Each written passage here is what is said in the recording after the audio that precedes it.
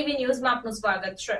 તાપીમાં 31 ડિસેમ્બરને લઈને police action મોડમાં જોવા મળી। તાપી જિલ્લાના સોનગઢ, ઉચ્છલ, નિઝર અને કુકરમુંડા તાલુકા જે મહારાષ્ટ્ર બોર્ડર પર આવેલા તાલુકાઓ છે, જ્યાં મોટા પ્રમાણમાં મહારાષ્ટ્રમાંથી ગુજરાતમાં ઇંગ્લિશ દારૂની હેરાફેરી કરવામાં આવતી હોય છે, જેને ધ્યાનમાં રાખી તાપી પોલીસ એક્શન મોડમાં આવી છે।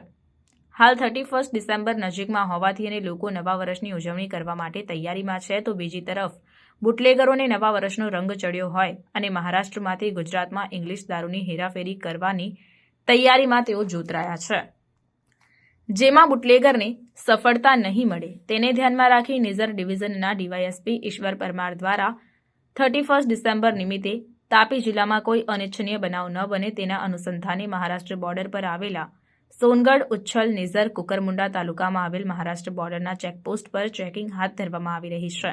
ત્યારે નિઝરના વેલદા ટાંકી ચેકપોસ્ટ પાસે ડીવાયએસપી ઈશ્વર પરમાર અને નિઝર પીઆઈ એમડી વિઠ્ઠલપરાની ઉપસ્થિતિમાં વાહન ચેકિંગ હાથ ધરવામાં આવ્યું હતું।